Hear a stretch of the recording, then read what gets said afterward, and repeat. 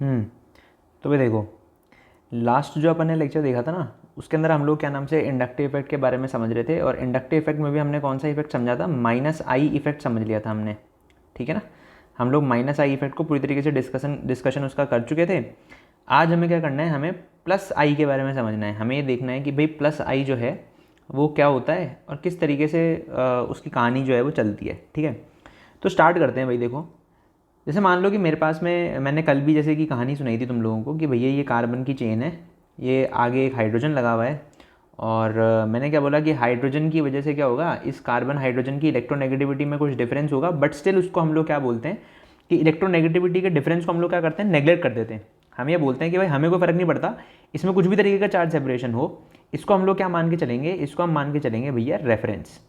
क्या मान के चलेंगे, रेफरेंस मान के चलेंगे। मतलब इसमें इलेक्ट्रॉन कहाँ से कहाँ मूव कर रहे हैं उससे हमको फ़र्क नहीं पड़ता। हम ये बोलेंगे कि हाइड्रोजन जब लगा होगा ना, तो हाइड्रोजन लगने पर उसका जो इंडक्टिव इफेक्ट है वो जीरो माना जाएगा। अब हाइड्रोजन के रिस्पेक्ट में अगर कोई ऐसा ग्रुप है जो इलेक्ट्रॉन डेंसिटी को खींच रहा है, तो वहाँ पर क्या होगा, क्योंकि ये इलेक्ट्रॉन डेंसिटी को खींच रहा है मतलब ये इलेक्ट्रॉन को खींच रहा है, तो ये वाला इफेक्ट कहला रहा था माइनस आई इफेक्ट। ठीक है, जो हमने कल डिस्कस किया। अब आज हम लोग क्या डिस्कस करने वाले हैं कि भाई जैसे मान लो मेरे पास में कार्बन के पास में ये कोई ग्रुप लगा हुआ है, बट इस बार इलेक्ट्रॉन विड्रॉइंग होने की वजह कैसा है, इलेक्ट्रॉन डोनेटिंग है। ठीक है, ये कैसा है, इलेक्ट्रॉन डोनेटिंग है। तो अगर इलेक्ट्रॉन डोनेटिंग है तो इसको हम लोग क्या बोलेंगे, प्लस आई इफेक्ट बोलेंगे। क्या बोलेंगे, प्लस आई इफेक्ट। मतलब ये इलेक्ट्रॉन डेंसिटी दे रहा है या इलेक्ट्रॉन को छोड़ रहा है। ठीक है, तो इलेक्ट्रॉन खुद कैसा होता है, नेगेटिवली चार्ज होता है। तो नेगेटिव चार्ज को अगर कोई छोड़ देगा या दे देगा तो कैसा हो जाएगा, पॉजिटिव चार्ज हो जाएगा। या तुम सिंपल छोड़ो, तुम तो मतलब अगर साइंटिफिक चीज़ हम देखें तो वो तो यही है कि भाई इलेक्ट्रॉन के ऊपर नेगेटिव चार्ज होता है, और इलेक्ट्रॉन क्या नाम से जैसे जैसे इलेक्ट्रॉन का लॉस करेगा वैसे उसके ऊपर पॉजिटिव चार्ज आ जाएगा। अभी यहाँ से क्योंकि इलेक्ट्रॉन डेंसिटी का लॉस हो रहा है तो इस पर डेल्टा पॉजिटिव आएगा और इस पर डेल्टा नेगेटिव आ जाएगा। ठीक है, ये कहानी हमें समझ में आ चुकी है। अब तुम इसको ना एक और तरीके से, अगर तुम मतलब और अच्छी तरीके से समझना चाहते हो तो तुम ऐसे समझ सकते हो कि यार इलेक्ट्रॉन क्या, इलेक्ट्रॉन बुराई है ना। इलेक्ट्रॉन क्या है, इलेक्ट्रॉन बुराई है। जो बुराई को एक्सेप्ट करता है वो कैसा बन जाता है, नेगेटिव बन जाता है। इसका मतलब कोई भी स्पीशीज जिसके ऊपर इलेक्ट्रॉन आएगा वो खुद कैसा बन जाएगा, नेगेटिव। और जो इलेक्ट्रॉन देगा वो खुद कैसा हो जाएगा, पॉजिटिव हो जाएगा। ठीक है, या बुराई जो छोड़ देगा वो कैसा हो जाएगा, पॉजिटिव हो जाएगा। तो ये बात ध्यान रखना, ये जस्ट ऐसे ही समझने लायक चीज़ है। बाकी साइंटिफिक चीज़ तो यही है कि हाँ यार इलेक्ट्रॉन नेगेटिवली चार्ज होता है, तो जो इलेक्ट्रॉन लेगा वो कैसा हो जाएगा, नेगेटिव, और जो इलेक्ट्रॉन को छोड़ेगा वो कैसा हो जाएगा, पॉजिटिव हो जाएगा। तो ये कहानी समझ में आ गई हम लोगों को। तो हमने जैसे कल हमने बोला था कि भाई कार्बन हाइड्रोजन को रेफरेंस मानते हुए ऐसा ग्रुप जो खींच रहा था वो माइनस आई कहला रहा था, जो दे रहा था वो क्या कहलाता था, प्लस आई कहला रहा था। अब जैसे हमने कल एक माइनस आई का वो बनाया था, क्या कहते हैं, ऑर्डर बनाया था, वैसे ही हम लोग ना एक प्लस आई की सीरीज़ ही बना सकते हैं। क्या कर सकते हैं, प्लस आई की सीरीज़ बना सकते हैं। अब ये जो प्लस आई की सीरीज़ है ये कैसी होती है वो समझो। भाई ये जो प्लस आई की सीरीज़ है वो कुछ ऐसी है कि CH2 पे नेगेटिव चार्ज है अगर, तो वो सबसे ज़्यादा इलेक्ट्रॉन देने की टेंडेंसी करता है। अब जैसे मैंने कल भी मैंने कहा था कि मैं ना तुम्हें याद करने के लिए कभी प्रॉम्प्ट नहीं करूँगा इस चीज़ को। ठीक है ना, मैं ये बोलूँगा कि हाँ भाई इसको समझ लो एक बार। ठीक है ना, समझना बहुत इंपॉर्टेंट है एज़ कम्पेयर टू इसको याद करना। तो इसको कैसे समझना है वो तो मैं अभी तुम्हें बता ही दूंगा, तुम अभी तो बस देखते चलो इसको। ठीक है ना, O नेगेटिव, फिर उसके बाद में आता है COO माइनस, फिर उसके बाद में आता है तुम्हारे पास में तीन मिथाइल ग्रुप लगे होंगे जिसके ऊपर। ठीक है, फिर उसके इससे ये कंटिन्यूएशन में है पूरा।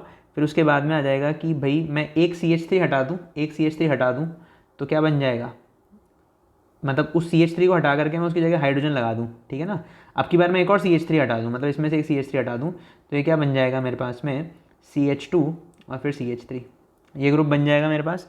उसके बाद में मेरे पास आता है CH3, उसके बाद आते हैं ट्रीटियम, फिर आता है ड्यूटीरियम, और फिर आता है हाइड्रोजन। अब ये TDH के हैं, ये तो तुम्हें पता ही है। ठीक है ना, वैसे तुम जानते ही हो बट स्टिल मैं बता देता हूँ। देखो T होता है ट्रीटियम, क्या होता है, ट्रीटियम होता है। ठीक है ना, D होता है तुम्हारा ड्यूटीरियम। ठीक है, और H क्या होता है, H होता है प्रोटियम। ठीक है, ये सब क्या होते हैं, ये आइसोटोप्स होते हैं। ठीक है ना, आइसोटोप्स हैं किसके, ऑफ हाइड्रोजन एटम। मतलब अगर तुम ट्रीटियम और ड्यूटीरियम को देखो तो वो एक्चुअली क्या है, वो आइसोटोप्स हैं। अब आइसोटोप और आइसोबार में ना कई लोगों को दिक्कत होती है, उनको याद ही नहीं हो पाता कि भाई आइसोटोप कौन है, आइसोबार कौन है। तो तुम ऐसे ध्यान रखो, आइसोबार, आइसोबार ना बोल के इसको क्या बोलो, आइसोभार। क्या बोलो, आइसोभार। भार क्या होता है, मास। तो जिसका मास आइसो है, आइसो का क्या मतलब होता है, सेम। तो जिसका मास या जिसका भार सेम है, तो जब एटॉमिक मास सेम होता है तो उसको क्या बोलते हैं, आइसोबार बोलते हैं। और जब एटॉमिक नंबर सेम होता है तो क्या बोलते हैं, आइसोटोप बोलते हैं। ठीक है ना, तो ये बात ध्यान रख लेना बस। ठीक है, सिंपल समझने लायक चीज़ है। अब आगे से तुम कभी भूलोगे नहीं आइसोटोप कौन होता है और आइसोबार कौन सा होता है। आइसोबार ना बोल के आइसोभार बोलना आपसे इसको। ठीक है, चलो ये कहानी समझ में आ गई हमें। अब हम तो भाई ये देखने वाले थे कि किस तरीके से इस प्लस आई की सीरीज़ को हम समझें। ठीक है ना, इस प्लस आई सीरीज़ को हम कैसे समझें। अच्छा चलो ठीक है, इसको हटा देते हैं। ठीक है, ये हमने हटा दिया इसको। अब हम इसको समझने की कोशिश करते हैं कि यार इसको हमें कैसे याद रखना है। ठीक है, कैसे हम याद रख सकते हैं इस प्लस आई की सीरीज़ को। ठीक, आओ देखो यहाँ पर क्या हो रहा है, कार्बन के ऊपर नेगेटिवली चार्ज स्पीशीज़ जो है ना ये वाली, ये क्या नाम से इलेक्ट्रॉन डोनेटिंग होती हैं काफ़ी ज़्यादा। ठीक है ना, अब ये बात ध्यान रखना कि यार कल जैसा हमने कहा था कि भाई नाइट्रोजन के ऊपर जब पॉजिटिव चार्ज आ रहा था ना, नाइट्रोजन के ऊपर जब पॉजिटिव चार्ज आ रहा था तो नाइट्रोजन कैसा बन रहा था, इलेक्ट्रॉन विद्रॉइंग बन रहा था। कैसा बन रहा था, इलेक्ट्रॉन विद्रॉइंग बन रहा था। क्यों, क्योंकि नाइट्रोजन को एक इलेक्ट्रॉन का लॉस था। अब मान लो मैंने तुम्हें CH2 दे दिया, CH2 नेगेटिव दे दिया, तो बताओ मैं तुमसे पूछूं कि बताओ कार्बन इलेक्ट्रॉन लेगा या देगा, तो कार्बन इलेक्ट्रॉन देने की कोशिश करेगा। क्यों, इस केस में वो इलेक्ट्रॉन देने की कोशिश इसलिए करता है क्योंकि यहाँ पे जो कार्बन है ना उसके पास में 2 इलेक्ट्रॉन रह जाते हैं। तो वो 2 इलेक्ट्रॉन कौन से हैं, देखो एक्चुअली अगर तुम देखो तो कार्बन का इलेक्ट्रॉनिक कन्फिग्रेशन क्या होता है बताओ, 1s2 2s2 और 2p कितना 2, मतलब कार्बन के पास आउटर मोस्ट शेल के अंदर 4 इलेक्ट्रॉन होते हैं। ठीक है, तो देखो फॉर्मल चार्ज का जो फॉर्मूला है ना, जब तुम बॉन्डिंग पढ़ते हो तो तुम्हें बहुत भारी भरकम सा फॉर्मूला लिखवाया जाता है ना। उतने भारी भरकम फॉर्मूले को दिमाग में रखने की जरूरत नहीं है, तुम तो फॉर्मल चार्ज को सिंपल समझने की कोशिश करो। बताओ कार्बन के पास आउटर मोस्ट में कितने इलेक्ट्रॉन होने चाहिए, 4 होने चाहिए। तुम ये बता दो मुझे यहाँ पे कार्बन के पास कितने इलेक्ट्रॉन हैं। देखो अब जब ये काउंट करना होता है ना तो हम कौन से इलेक्ट्रॉन काउंट करते हैं, 1 2 3 4 5। कार्बन के पास टोटल 5 इलेक्ट्रॉन है, तो 4 - 5 कितना हो गया, -1, मतलब कार्बन के ऊपर माइनस का चार्ज आ जाएगा। बट अगर यहाँ पे तुम्हें ऑक्टेट काउंट करना होता, तुम ये पता करते कि भाई यहाँ पे कार्बन का ऑक्टेट कंप्लीट है या नहीं है, तो तुम कैसे काउंट करते, तुम ऐसे काउंट करते। देखो तुम इन दोनों को तो एक मानते, एक लोन पेयर हो गया, ये दोनों इलेक्ट्रॉन भी कार्बन के काउंट होते, ये दोनों भी कार्बन के काउंट होते, ये दोनों भी कार्बन के काउंट होते, तो टोटल कार्बन के पास कितने कार्बन हो गए, 2 4 6 और 8, मतलब यहाँ पे कार्बन का ऑक्टेट तो कंप्लीट है। तो जब भी तुम्हें ऑक्टेट काउंट करना है तो तुम ये सारे के सारे काउंट करोगे। ठीक है, जब तुम्हें फॉर्मल चार्ज काउंट करना है तो तुम कुछ नहीं करोगे, सिंपल एक एक इलेक्ट्रॉन काउंट कर लो कि उसके खुद के कितने इलेक्ट्रॉन हैं। ग्राउंड स्टेट में 4 होने चाहिए थे पर हैं भाई के पास में 5, तो टोटल कितना -1 का चार्ज आ जाएगा कार्बन के ऊपर। मतलब तुम ये कह सकते हो कार्बन के पास एक इलेक्ट्रॉन एक्सेस में है। अब भाई अगर किसी के पास पहले से एक्सेस में है तो वो दानवीर कर्ण बनेगा ना। भाई तुम भी जानते हो कि तुम चैरिटी कब करने जाते हो, जब तुम्हारे पास खुद के पास होगा। अब तुम्हारे पास खुद के पास ही पैसे नहीं है और तुम चैरिटी करने चल जाओ तो गलत बात है ना। तो ध्यान रखना कार्बन के पास में एक इलेक्ट्रॉन एक्सेस में है ना, तभी तो -1 का चार्ज आ रहा है, इसीलिए वो इलेक्ट्रॉन देने की टेंडेंसी शो करता है। तो यहाँ पर एक चीज़ जो लोगों को समझ में नहीं आती कि यार ये नेगेटिवली चार्ज स्पीशीज़ है और इलेक्ट्रॉन क्यों दे रहा है, तो यहाँ से यहाँ तक का जो ऑर्डर है ना ये तो तुम्हें समझ में आ चुका होगा। ये तुम्हें थोड़ा सा दिमाग में रखना पड़ेगा कि यहाँ से यहाँ तक के ऑर्डर का हमारे पास में एक क्या नाम से एक आइडिया जो है वो जनरेट हो चुका है कि ऐसा क्यों हो रहा है, क्यों ये इलेक्ट्रॉन डोनेटिंग होते हैं। ठीक है, अब क्वेश्चन उठता है उसके बाद वाले ग्रुप्स में। अब तुम अगर यहाँ से स्टार्ट करके यहाँ तक जाओ, यहाँ तक, तो तुम्हें क्या दिखाई देगा, तुम्हें ये दिखाई देगा कि यार इन सब ग्रुप्स के अंदर, मतलब यहाँ से लेकर के और यहाँ तक के जो ग्रुप्स हैं उनके अंदर क्या चीज़ डिफरेंट है। तो डिफरेंट ही है, मैं इसको वापस से बना देता हूँ क्योंकि कचरा हो जाएगा वरना। तो मैं अगर देखूँ तो इंडक्टिव इफेक्ट मेरे पास में सबसे ज़्यादा किसका होता है, CH3 और यहाँ पर CH3, इसका सबसे ज़्यादा होता है। फिर क्या होगा, मान लो मैंने इस CH3 को हटा दिया, उसकी जगह मैंने हाइड्रोजन लगा दिया, तो इसका इंडक्टिव इफेक्ट क्या हो जाएगा, कम हो जाएगा। ठीक है, फिर मैं इसको कैसे लिख सकता हूँ कि मैं 2 हाइड्रोजन कर दूँ और एक CH3 को कम कर दूँ, मतलब मान लो मैंने इस CH3 को हटा दिया, फिर अगला क्या हो जाएगा, CH3 आ जाएगा, सिंपल, मतलब मैंने इस मिथाइल को हटाया उसकी जगह हाइड्रोजन लगा दिया। ठीक है, तो यहाँ से यहाँ तक तुम क्या देख रहे होगे कि भाई अगर तुम इस साइड से इस साइड की तरफ जाओ तो तुम्हें क्या दिख रहा होगा कि sp3 हाइब्रिडाइज्ड कार्बन एटम जो हैं वो क्या हो रहे हैं, इंक्रीज हो रहे हैं। तो तुम एक कंक्लूजन निकाल सकते हो यहाँ से। कंक्लूजन क्या निकला भाई, कंक्लूजन ये निकला कि on increasing sp3 hybridized carbon atom जो इंडक्टिव इफेक्ट है ना वो बढ़ जाता है किसी भी ग्रुप का, ठीक है। तो यहाँ पे तुम्हें एक कंक्लूजन ये दिमाग में रखना है कि sp3 हाइब्रिडाइज्ड कार्बन एटम बढ़ाओ तो प्लस आई इफेक्ट जो है वो भी क्या हो जाएगा, बढ़ जाएगा। मतलब उस ग्रुप का इलेक्ट्रॉन डोनेटिंग टेंडेंसी है ना वो बढ़ जाएगी। ये तुम्हें समझ में आना चाहिए कि sp3 हाइब्रिडाइज्ड कार्बन एटम बढ़ाने से उस ग्रुप की, जो ग्रुप अंडर कंसिडरेशन है, उसकी प्लस आई इफेक्ट जो है वो इंक्रीज हो जाएगी, ठीक है। तो इसका मतलब तुम्हें यहाँ से यहाँ तक का भी ऑर्डर समझ में आ गया। अब बचता है ये ट्रीटियम, ड्यूटीरियम और हाइड्रोजन वाला। इस ऑर्डर को कैसे समझा जाए, देखो इसका थोड़ा सा मैं एक लॉजिकल अप्रोच बताता हूँ। देखो एक्चुअली क्या होता है कि जब तुम कार्बन ट्रीटियम का, कार्बन ड्यूटीरियम का और कार्बन हाइड्रोजन का बॉन्ड देखते हो ना, तो होता क्या है कि कार्बन ट्रीटियम का बॉन्ड बहुत स्ट्रांग होता है, ठीक है ना, स्ट्रांग होगा। तो बॉन्ड लेंथ बताओ कैसी होगी, बॉन्ड लेंथ क्या हो जाएगी, कम हो जाएगी। बॉन्ड स्ट्रांग होता है तो बॉन्ड लेंथ कम होती है। और जब तुम यहाँ से इस डायरेक्शन में जा रहे हो तो तुम्हारा बॉन्ड है ना वीक होता है। तो स्ट्रांग के बाद में मॉडरेट और यहाँ क्या हो जाएगा, वीक। अब देखो फिर वही बात बोल रहा हूँ मैं, केमिस्ट्री में स्ट्रॉन्ग, वीक, स्टेबल, अनस्टेबल, है ना, ये सब रिलेटिव टर्म है। मतलब तुम ये नहीं बोल सकते कि कोई चीज़ स्टेबल है, इसका कोई सेंस नहीं बनता, है ना। मैं बोल दूँ कि भाई सोडियम स्टेबल है ना, मैं ऐसा बोलूँ कि भैया सोडियम जो है वो स्टेबल है, ठीक है। अरे ठीक है स्टेबल है, वो मैं जानता हूँ, सोडियम एग्जिस्ट कर रहा है एटमॉस्फेयर के अंदर, तो वो स्टेबल है डेफिनेटली। बट सोडियम किसके रिस्पेक्ट में स्टेबल है, ये कहानी ज़्यादा इंपॉर्टेंट है। हम ये भूल जाते हैं हमेशा केमिस्ट्री में कि कभी भी ना स्टेबिलिटी एक रिलेटिव टर्म है। हमेशा कोई बोले ना कि भाई ये चीज़ स्टेबल है, तो कैसे किसके रिस्पेक्ट में स्टेबिलिटी की बात कर रहे हो वो हमेशा पूछा करो, ठीक है। तुम जब भी क्वेश्चन भी देख रहे होगे ना, तुम चाहे यहाँ पे देख लो, चाहे तुम अभी आगे रेजोनेंस देखोगे, तो रेजोनेंस में भी मैं तुम्हें रेजोनेटिंग स्ट्रक्चर्स की स्टेबिलिटी बताऊंगा। तो वहाँ पे तुम क्या करोगे, दो रेजोनेटिंग स्ट्रक्चर्स की स्टेबिलिटी कंपेयर कर रहे होगे। मतलब तुम्हारे पास दो स्ट्रक्चर होंगे और तुम उन दो स्ट्रक्चर्स में से बताओगे कौन सा स्टेबल है कौन सा अनस्टेबल है। तो ये हमेशा एक बहुत ही इंपॉर्टेंट मिसकंसेप्ट है जो बच्चे बना लेते हैं। बच्चे ये बोलते हैं कि भाई स्टेबल है, अब स्टेबल क्या है उनको नहीं पता, ठीक है। तो ये बात ध्यान रखना, stability is always a relative concept. चलो, तो मैंने यहाँ पे बॉन्ड स्ट्रेंथ के बारे में बात कर रहा था मैं। सीटी को मैंने बोला कि स्ट्रॉन्ग है, तो बॉन्ड लेंथ के नाम से सबसे बॉन्ड लेंथ कम हो जाएगी, और इसकी बॉन्ड लेंथ क्या होगी, इसकी बॉन्ड लेंथ जो होगी वो रिलेटिवली सबसे ज़्यादा होगी। तो एक्चुअली होता क्या है, हम इसको ऐसा समझ सकते हैं कि क्योंकि कार्बन ट्रीटियम के बॉन्ड की बॉन्ड लेंथ कैसी है, कम है, तो इसका बॉन्ड लेंथ मान लो इतना है। तो ये जो दो इलेक्ट्रॉन है ना इस बॉन्ड के अंदर, मैं तुम्हें पता है किसी भी बॉन्ड के अंदर दो इलेक्ट्रॉन होते हैं, तो वहाँ पे जो इलेक्ट्रॉन डेंसिटी है ना वो कार्बन के क्लोज एग्जिस्ट करेगी, ठीक है।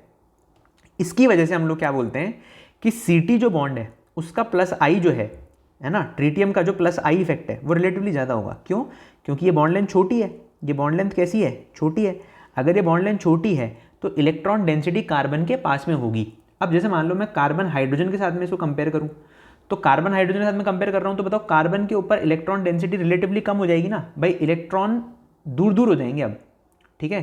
पहले तुम्हारे पास दो इलेक्ट्रॉन है जो इतने वॉल्यूम के अंदर डिस्पर्स्ड हैं, फिर तुम्हारे पास दो इलेक्ट्रॉन है जो इतने ही वॉल्यूम में डिस्पर्स्ड हैं, तो भाई डेफिनेटली ये यहाँ पे कार्बन के पास इलेक्ट्रॉन डेंसिटी ज़्यादा होगी। तो इसीलिए हम लोग बोलते हैं कि जो ट्रीटियम होता है उसकी इलेक्ट्रॉन डोनेटिंग कैपेबिलिटी ज़्यादा होती है as compare to deuterium, as compare to protium. Although ये तुमसे कोई पूछने नहीं वाला, ठीक है ना। तुम्हें बस इसको ध्यान रखना है कि हाँ भाई ये इसका एक लॉजिकल एक्सप्लेनेशन है, ठीक है ना। और उसके बाद में तुम्हें ये ध्यान रखना है कि ट्रीटियम का जो इलेक्ट्रॉन डोनेशन है वो सबसे ज़्यादा होगा, और फिर ड्यूटीरियम का आएगा, और फिर हाइड्रोजन का आएगा, ठीक है। चलो, तो अब इससे रिलेटेड कुछ एक इंपॉर्टेंट चीज़ें जो हैं वो हम लोग देख लेते हैं, ठीक।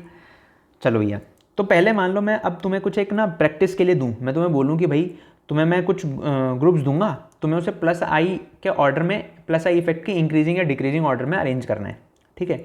तो जैसे मान लो मैं पहला लेना चाहूँ तो मैं ले सकता हूँ CH3, फिर उसके बाद में मैंने ले लिया CH2 CH3, और फिर मैंने ले लिया CH2 CH2 CH3, ठीक है। तो तुम क्या बोलोगे कि भाई जैसे मैं यहाँ से यहाँ जा रहा हूँ, है ना, यहाँ से यहाँ जा रहा हूँ, तो मेरे पास number of sp3 hybridized carbon atom, number of sp3 carbon atom जो हैं वो क्या हो रहे हैं, इंक्रीज़ हो रहे हैं।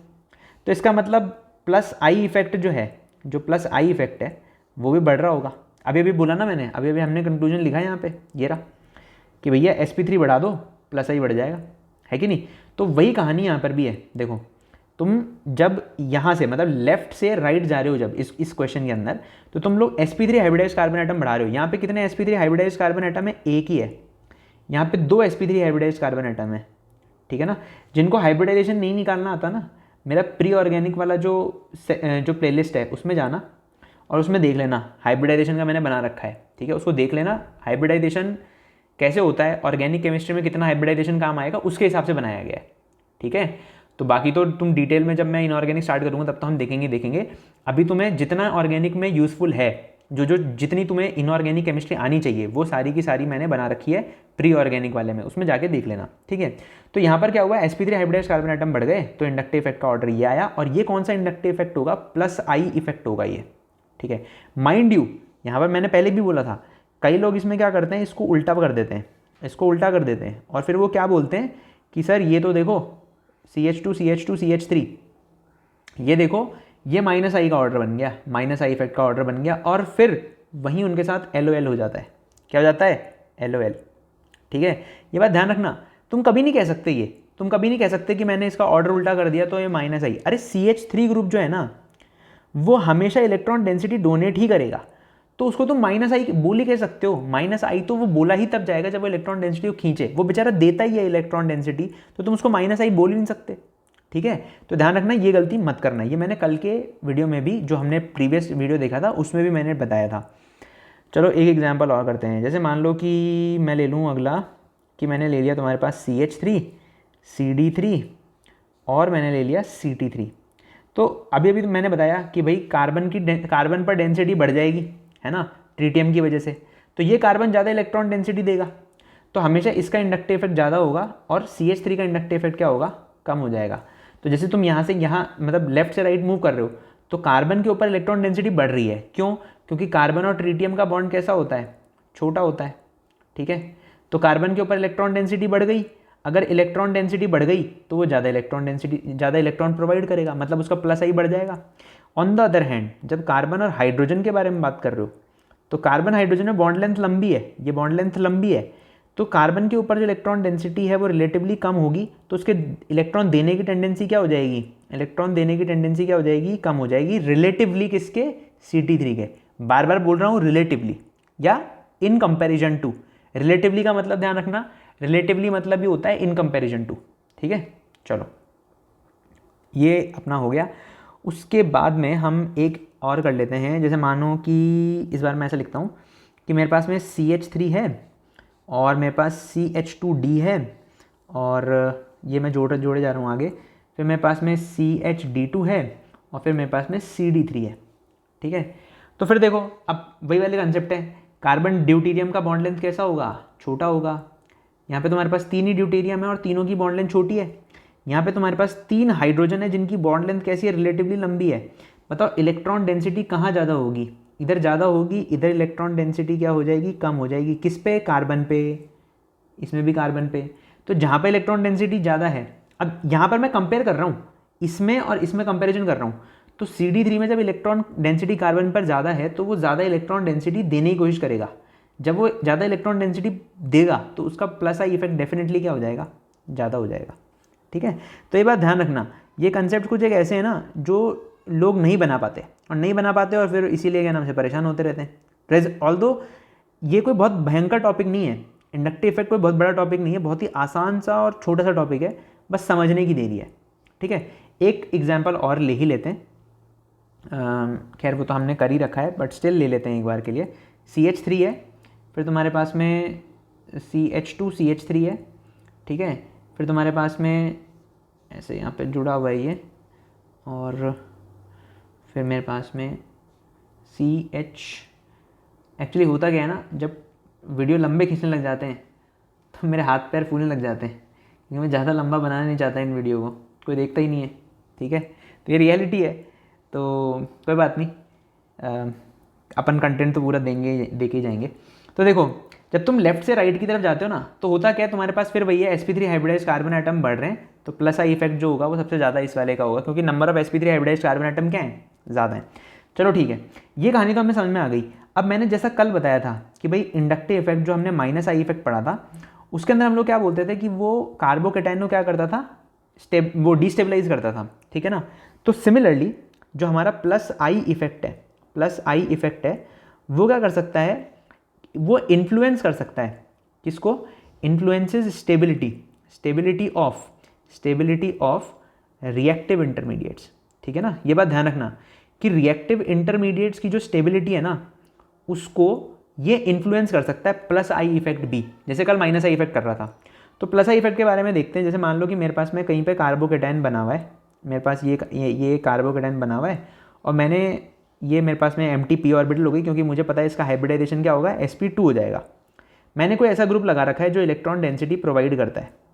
तो तुम कुछ सोचो ना भाई, ये जो कार्बोकेटाइन होता है वो कैसा होता है, वो इलेक्ट्रॉन डेफिशिएंट होता है। क्यों होता है वो इलेक्ट्रॉन डेफिशिएंट, क्योंकि उसका ऑक्टेट कंप्लीट नहीं है, ठीक है ना। इलेक्ट्रॉन डेफिशिएंट है क्यों, क्योंकि ये 6 इलेक्ट्रॉन स्पीशीज़ है, ठीक है, ये 6 इलेक्ट्रॉन स्पीशीज़ है। और ये जी ग्रुप क्या करता है, इसको इलेक्ट्रॉन डेंसिटी प्रोवाइड कर रहा है। तो ये क्या कर रहा है, ये इसको स्टेबलाइज कर रहा है। क्या कर रहा है, इसको स्टेबलाइज कर रहा है। मतलब तुम खुद समझो ना, इलेक्ट्रॉन डेंसिटी कम हो रही थी, है ना, मतलब इलेक्ट्रॉन डेफिशिएंसी थी पहले कार्बन के ऊपर, क्योंकि उसके पास 6 इलेक्ट्रॉन स्पीशीज़ है, वो ऑक्टेट कंप्लीट नहीं है उसका। तो ये जो ग्रुप है वो इलेक्ट्रॉन डेंसिटी प्रोवाइड करके इसको स्टेबलाइज करेगा, ठीक है। अब ये ग्रुप कैसा होना चाहिए, ये प्लस आई इफेक्ट शो करने वाला ग्रुप होना चाहिए, ठीक है ना। ये हमने देखा किसमें, कार्बोकेटाइन के अंदर, ठीक है।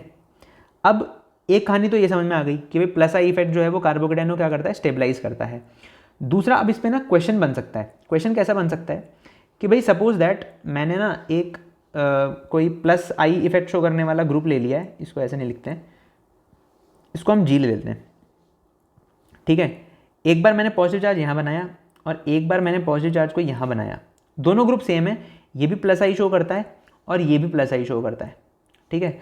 अब मैं तुमसे बोलूँ कि बताओ ज़्यादा स्टेबल कौन है, फिर मैंने बोला स्टेबल वर्ड यूज़ कर रहा हूँ तो बोल रहा हूँ ज़्यादा या कम, मतलब रिलेटिव कंपैरिजन पे आ गया मैं फिर से। तो ज़्यादा स्टेबल कौन होगा, डेफिनेटली ये वाला ज़्यादा स्टेबल होगा। क्यों ज़्यादा स्टेबल होगा, क्योंकि ये वाला जो ग्रुप है जो इलेक्ट्रॉन डेंसिटी प्रोवाइड कर रहा है वो डायरेक्टली उस कार्बन एटम से लगा हुआ है जिस कार्बन एटम पे डेफिशिएंसी क्रिएटेड है या जिस पे पॉजिटिव चार्ज है। यहाँ पर क्या हो रहा है, इलेक्ट्रॉन डेंसिटी प्रोवाइड तो हो रही है पर जिस कार्बन के ऊपर पॉजिटिव चार्ज है ना उस पर डायरेक्टली इलेक्ट्रॉन डेंसिटी नहीं पहुँच रही, ठीक है। इसीलिए हम लोग क्या बोलते हैं कि इसकी स्टेबिलिटी जो है वो ज़्यादा आएगी एज़ कम्पेयर टू दूसरे वाले की, ठीक है। तो एक टाइप का क्वेश्चन ये बन सकता है। सेम स्टेबिलिटी का जो फंडा है, सिमिलरली आप क्या नाम से फ्री रेडिकल्स की स्टेबिलिटी को भी एक्सप्लेन कर सकते हो। फ्री रेडिकल्स की स्टेबिलिटी को भी हम लोग प्लस आई से एक्सप्लेन कर सकते हैं। Free radical stability can also be explained, stability can also be understood. कैसे कर लेते हैं, मान लो मेरे पास में यहाँ पर फ्री रेडिकल था, ठीक है ना, मैंने कोई ग्रुप लगाया जो प्लस आई इफेक्ट शो कर रहा है और मैंने, या फिर एक काम करते हैं इस बार ना चेंज कर देते हैं, मान लो मैंने यहाँ पे लगा दिया CH3 ग्रुप और मैंने इसमें क्या लगाया, इसमें मैंने लगा दिया CH3H2, ठीक है। अब देखो यहाँ पर ग्रुप अंडर कंसिडरेशन ये है और इसमें जो रेडिकल है ना वो कहाँ पर है मैं बता देता हूँ, वो रेडिकल यहाँ पर है। तो अब इसमें ग्रुप अंडर कंसिडरेशन ये वाला है और इसमें ग्रुप अंडर कंसिडरेशन ये वाला है, ठीक है। तो बताओ ज़्यादा इलेक्ट्रॉन डेंसिटी कौन प्रोवाइड करेगा, डेफिनेटली ये वाला करेगा। क्यों, क्योंकि इसमें number of sp3 hybridized carbon atom ज़्यादा है, तो ये ज़्यादा स्टेबल हो जाएगा। तो ये वाला क्या होगा, मोर स्टेबल होगा, ठीक है। Stability is a relative term. चलो वापस आते हैं। मान लो इस बार मैं कुछ अलग काम करूँ, मैं इस बार बोलूँ कि ये मेरे पास जी है, ये क्या है, जी है, और मैंने बोला कि रेडिकल एक बार यहाँ पर है और इस बार जी यहाँ पर है और रेडिकल यहाँ पर है। ज़्यादा स्टेबल कौन होगा, डेफिनेटली ये वाला। वही मैंने बोला कि भाई रेडिकल जो है वो उस कार्बन एटम पर है जो ग्रुप से डायरेक्टली, जो इलेक्ट्रॉन डोनेटिंग ग्रुप से डायरेक्टली जुड़ा हुआ है, ठीक है। यहाँ पर डेफिशिएंसी उस कार्बन एटम पे क्रिएट हो रही है जो डायरेक्टली जुड़ा हुआ नहीं है इलेक्ट्रॉन प्रोवाइडिंग ग्रुप से, तो डेफिनेटली ये वाला ज़्यादा स्टेबल होगा, ठीक है। तो ये कहानी हमें समझ में आ गई। बट कार्बन आयन के केस में क्या होने वाला है, कार्बन आयन के केस में क्या होने वाला है, ये इंपॉर्टेंट चीज़ है। कार्बन आयन में क्या होगा, देखो भाई, कार्बेनोन में बहुत सिंपल कहानी है। मान लो कि मैंने कोई ऐसा ग्रुप लगाया, जैसे मैंने सपोज़ यहाँ पे ट्रीटियम लगा दिया है और यहाँ पर मैंने ड्यूटीरियम लगा दिया है। मैंने नेगेटिव चार्ज यहाँ लगाया, इसमें नेगेटिव चार्ज यहाँ लगाया। अब प्लस आई इफेक्ट है ना, वो कार्बेनोन क्या करता है, डीस्टेबलाइज करता है। क्या करता है, डीस्टेबलाइज करता है। भाई तुम खुद समझो ना, ये तो इलेक्ट्रॉन रिच स्पीशीज है, तुम उसको और इलेक्ट्रॉन दे रहे हो तो तुम तो परेशान कर रहे हो ना। ठीक है, तुम भूखे और मैं तुम्हें और खाना खिलाऊं, तुम तो परेशान हो जाओगे। तो वही काम है इसके साथ में। ट्रीटियम क्या कर रहा है, इलेक्ट्रॉन डेंसिटी प्रोवाइड कर रहा है। ड्यूटीरियम क्या कर रहा है, इलेक्ट्रॉन डेंसिटी प्रोवाइड कर रहा है। पर ट्रीटियम ज़्यादा इलेक्ट्रॉन डेंसिटी प्रोवाइड कर रहा है। अगर ट्रीटियम ज़्यादा इलेक्ट्रॉन डेंसिटी प्रोवाइड कर रहा है तो ज़्यादा अनस्टेबल कर रहा है ना सिचुएशन को। तो इसका मतलब अनस्टेबल तो ये भी है, अनस्टेबल तो ये भी हो रहा है और अनस्टेबल ये भी हो रहा है। बट ये मोर अनस्टेबल हो रहा है, मोर अनस्टेबल हो रहा है। क्यों? क्योंकि ये ज़्यादा इलेक्ट्रॉन डेंसिटी प्रोवाइड कर रहा है। तो इसका मतलब यहाँ पे स्टेबिलिटी ऑर्डर क्या होगा कि ये वाला ज़्यादा स्टेबल होगा, ये वाला मोर स्टेबल होगा। ठीक है ना, मोर अनस्टेबल। और ये कैसा हो जाएगा रिलेटिवली, ये क्योंकि ये अनस्टेबल है और ये मोर अनस्टेबल है, तो इसको हम लोग स्टेबल बोल सकते हैं विद रिस्पेक्ट टू दूसरा वाला। ठीक है ना, ये वाला मोर स्टेबल है एज कंपेयर टू ये इसके। ठीक है, चलो, तो ये हमने बोल दिया प्लस आई के केस में। अब मैं प्लस आई में एक और चीज़ बना सकता हूँ। मैं क्या कर सकता था, मैं वही ग्रुप ले लूँ कि भैया मान लो मेरे पास जी है, यहाँ पर भी जी है, ये भी इलेक्ट्रॉन डेंसिटी प्रोवाइड कर रहा है, दोनों ग्रुप सेम है। ध्यान रखना, मैंने इस बार ग्रुप सेम कर दिए। नेगेटिव यहाँ बनाया, इसमें नेगेटिव यहाँ बनाया। इसमें इलेक्ट्रॉन डेंसिटी प्रोवाइड हो रही है, पर इलेक्ट्रॉन डेंसिटी किस पे प्रोवाइड हो रही है, डायरेक्टली उस कार्बन एटम पे जो इलेक्ट्रॉन रिच है। तो ये मोर अनस्टेबल होगा। तो ये क्या हो जाएगा, मोर अनस्टेबल, मोर अनस्टेबल। और ये कैसा कहलाएगा, ये कहलाएगा अनस्टेबल, अनस्टेबल। तो अगर मैं तुमसे पूछूं कि बताओ स्टेबल कौन है, इन दोनों में कौन ज़्यादा स्टेबल है, तो ये वाला ज़्यादा स्टेबल है। अनस्टेबल तो है ही है, बट इसके कंपैरिजन में ये वाला ज़्यादा स्टेबल हो जाएगा। ठीक है, तो ये हमारी जो कहानी है ना, वो समझने की पूरी होती है इंडक्टिव इफेक्ट के बारे में। इंडक्टिव में मैंने तुम्हें बहुत बेसिक से समझाया, और इंडक्टिव का एप्लीकेशन अभी ख़त्म नहीं हुआ है। देखो, इंडक्टिव का एप्लीकेशन एक जगह पे लिखवा देना, आई डोंट थिंक कि वो कोई अच्छी चीज़ है। हाँ, जितना हम समझ सकते हैं वो काम हमने कर लिया है। ठीक है ना, भाई मेरे लेक्चर में तुम्हें यार देखने में ना एक चीज़ प्रॉब्लमेटिक लग सकती है कि तुम्हें ना मतलब लिखने का ना एक जगह पे नहीं मिलता। मैं लिखाता नहीं हूँ ज़्यादा, मैं समझाने में विश्वास रखता हूँ, और आई थिंक कि तुम्हें ना यहाँ से कहानी समझ में आ जाएगी। ठीक है, ये जो भी मैं समझाता हूँ, थोड़ा ऊपर नीचे आड़ा टेढ़ा होता है, कचरा हो जाता है, मैं जानता हूँ उस चीज़ को, बट जो कंसेप्ट है ना वो तुम तक पहुँच जाता है, वो ज़्यादा इंपॉर्टेंट है। वो ऑन अ लॉन्ग टर्म वो तुम्हारे लिए ज़्यादा इफेक्टिव रहेगा। भाई तुम अगर ऑनलाइन देख रहे हो तो मतलब मोस्टली मुझे पता है कि लोग वो देखते हैं जो कहीं ना कहीं कोई हेल्प ऑलरेडी ले रहे होते हैं। ठीक है, तो अगर तुम इसको देखते हो या सप्लीमेंट देखते हो तो आई थिंक कि हाँ, तुम्हें कंसेप्ट जो है वो ज़्यादा अच्छे से क्लियर हो जाएगा। तुम चाहो तो इसी चीज़ को लिख करके अपनी लैंग्वेज में क्या कहते हैं बना के लिख सकते हो, कोई दिक्कत नहीं है। बट कंसेप्ट के रिलेटेड मुझे पता है कि इसमें कोई कमी नहीं रहेगी कभी भी। तो इंडक्टिव इफेक्ट के और भी जो एप्लीकेशंस हैं, मैं ये नहीं कहूँगा कि ये पूरे एप्लीकेशंस हैं, नहीं, वो धीरे धीरे जो हैं वो कवर हो जाएंगे। ठीक है, तो अगर आप कंटिन्यूस रहोगे इस चैनल के ऊपर तो आपको डेफिनेटली बहुत ज़्यादा हेल्प मिलेगी। ठीक है ना, तो बस आपको क्या काम करना है, आपको देखना है, लाइक करना है, कमेंट करना है, शेयर करना है, और सब्सक्राइब करना भी है और करवाना भी है।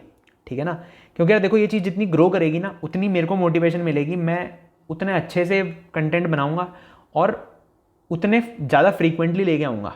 ठीक है ना, तो आप इतना काम आपका है वो आप कर दो, बाकी मेरा काम जो है वो मैं कर ही रहा हूँ। ठीक है, चलो नेक्स्ट वीडियो में मिलते हैं।